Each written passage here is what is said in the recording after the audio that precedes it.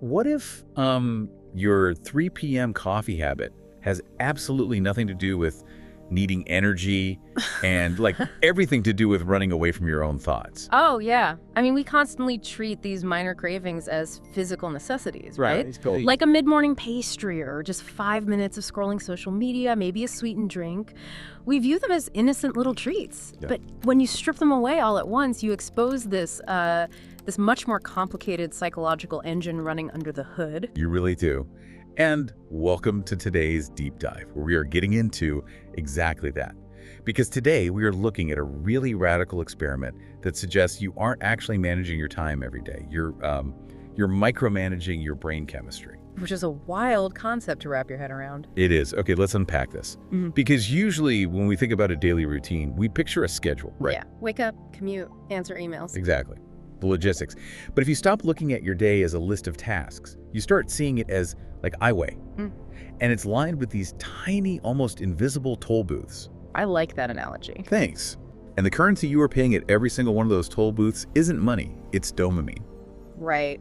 And that's the mission of today's deep dive.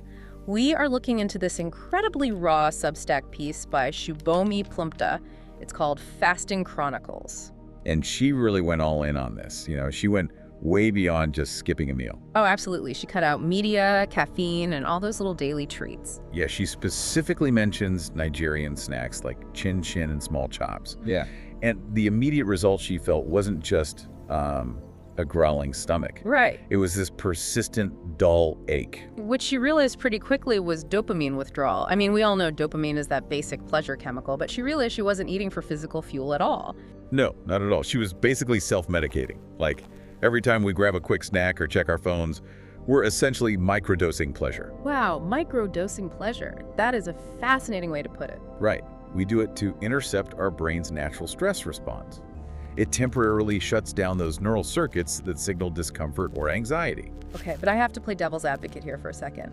If microdosing pleasure shuts down anxiety and it helps us get through a really tough day, why is that inherently bad?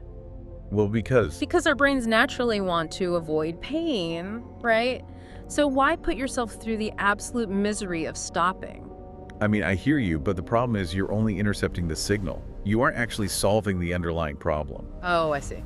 Yeah, so when Subomi Plumptre stripped away that constant dopamine feed, it triggered this massive psychological unmasking.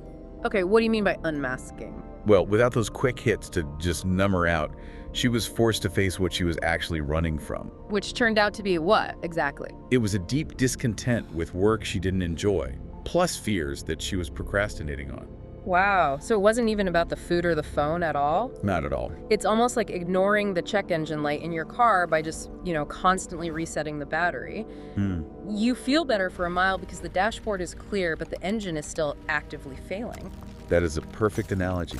She was using those micro breaks to manufacture a feeling of control. To feel good on command, basically. Exactly. She wanted that authority to instantly reward herself because she felt so out of control in other areas of her life. That makes so much sense. I mean, think about your own workday for a second. How often are you wandering to the fridge just because a task is tedious? Oh, all the time. Right. And Subomi Plumptre noticed that when she was genuinely, creatively engaged, she entirely forgot to eat. Which is really the ultimate proof that the dull ache of withdrawal wasn't biological hunger at all. It was just boredom. Exactly. It was an inability to sit with boredom. When you aren't stimulated by your environment, your brain just demands that you consume something stimulating. And if you refuse to give it that quick fix, things get deeply uncomfortable. But she goes even deeper than just brain chemistry here, right? Yeah, she does. This fast actually became a spiritual diagnostic test for her. A diagnostic test. Tell me about that. Well, it forced a direct confrontation with what she called idols. So on a spiritual level, the fasting was about testing whether she could prioritize God over those worldly comforts.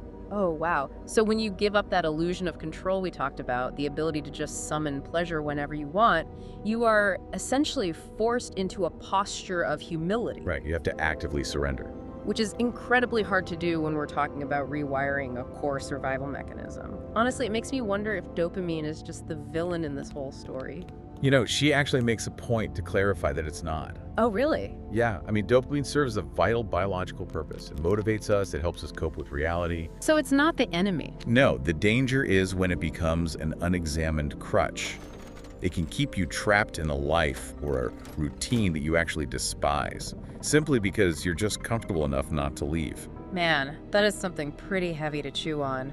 So, as we wrap up this deep dive, here is a thought for you to take with you. And it's a challenging one.